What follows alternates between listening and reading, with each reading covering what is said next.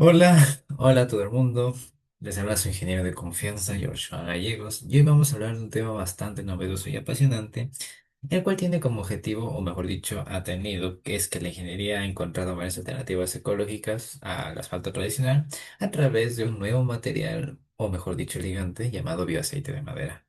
En este caso les voy a contar un poco llamado del comportamiento de bioasfaltos a alta temperatura, que en este caso analizaremos cómo se comportan estos nuevos ligantes frente al cambio de temperatura, envejecimiento y deformación por cargas aplicadas, como puede ser el tránsito.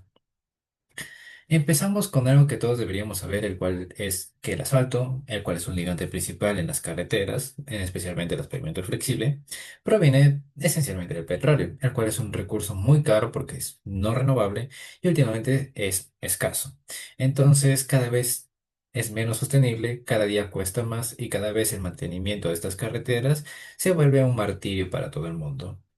Entonces, los investigadores en este artículo buscaron algunas alternativas en el cual dio resultado el bioasfalto hecho de bioaceite derivado de biomasa de madera, obtenido mediante un proceso de pirólisis que básicamente es como calentar la madera sin oxígeno, sin llegar a quemarla, para generar este aceite.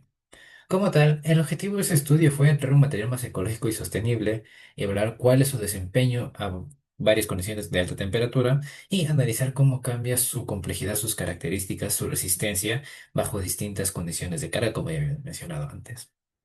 Para esto se trabajó con un asfalto base 50, al que se añadieron diferentes porcentajes de este bioaceite, siendo 5, 10 y 30%.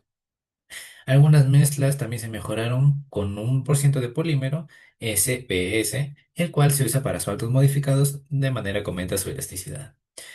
Procedemos con las pruebas que realizaron. Algunos ensayos convencionales como es penetración para ver qué tan blando es este bioasfalto, cuál es su punto de ablandamiento, cuál es su ductilidad y cuál es la pérdida de masa por envejecimiento que se suele obtener de esto. Para esto también utilizaron el DCR o reómetro de corte dinámico que mide cómo el asfalto responde cuando se somete a diferentes cargas oscilatorias, en este caso como sería la rodadura de varios autos y carga pesada.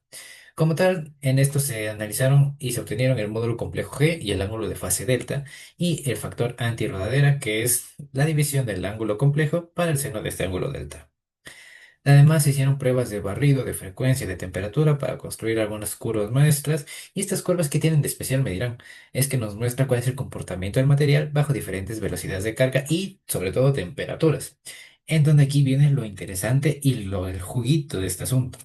En este caso, en algunos ensayos convencionales se vio que mientras más bioaceite que tengamos, más blando se vuelve el asfalto, lo cual aumenta la penetración, baja el punto de ablandamiento, lo cual reduce el desempeño a temperaturas muy altas, pero mejora ductilidad y, o sea, mejora la capacidad de formarse sin llegar a romperse, lo que es muy bueno para algunos climas fríos. Entonces tenemos dos soluciones muy apartes.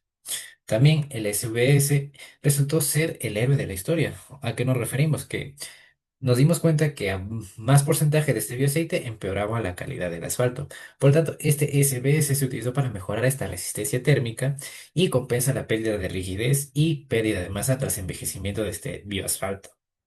En los ensayos DCR se confirmó que el módulo G disminuye, el asfalto se ablanda y el ángulo delta aumenta, lo que compromete un comportamiento más viscoso de este material a alta temperatura. Por lo tanto, se llegó a una conclusión de que el bioasfalto con el 5% de este bioaceite de este nuevo material muestra un equilibrio muy bueno con el SBS, el cual es ni muy rígido ni muy blando, con buena resistencia a la rodadera y con un comportamiento bioelástico muy estable. También se analizó químicamente, se detectó nuevos grupos funcionales como cetonas, aldehídos y fenoles, pero entraremos mucho en detalles de esos temas. Siguiendo con lo importante es acerca de esta susceptibilidad térmica, o sea, ¿a qué nos referimos? Mide cuánto cambia el comportamiento de las patas según la temperatura que se le esté aplicando, o la temperatura ambiente, mejor dicho. Lo cual quiere decir que si se ablanda demasiado el calor o si se pone demasiado rígido el frío, vamos a tener un problema muy grave. Debido a que el biosfalto en el 5% tiene una sensibilidad térmica, es decir, su comportamiento es mucho más estable frente a los cambios de temperatura para que no pase de muy rígido a muy blando. Esto significa que tenemos ahora pavimentos con este tipo de material mucho más duraderos, con menos tipos de abollamientos y menos grietas producidas por el cambio de temperatura, lo cual es increíble en varios aspectos. En cuanto a su tema que es la bioelasticidad, viscoelasticidad, perdón, las obras maestras mostraron que el bioasfalto modificado mantiene respuestas equilibradas. A bajas frecuencias o cargas lentas fluye más y altas frecuencias, que son el paso de vehículos más frecuentes, se comporta de manera más elástica. Por lo tanto, se adapta. O sea, en general, en la ingeniería vial, adaptarse al terreno, adaptarse a las cargas es sobrevivir y darle un mejor impulso a este bioasfalto.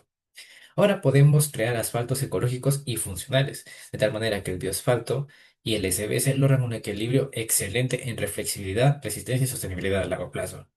De manera que ese estudio fundamenta que, a pesar de que no se vaya a reemplazar mañana por mañana el asfalto tradicional, sí abre un camino muy diferente y un camino muy enorme para varios temas nuevos, para varios ensayos nuevos sobre la viabilidad de los biomateriales que tenemos presentes en nuestro mundo y cómo aprovecharlos nuevamente para mejorar la calidad de vida de las personas, sobre todo para mejorar nuestra propia vida y para generar menos problemas para un futuro.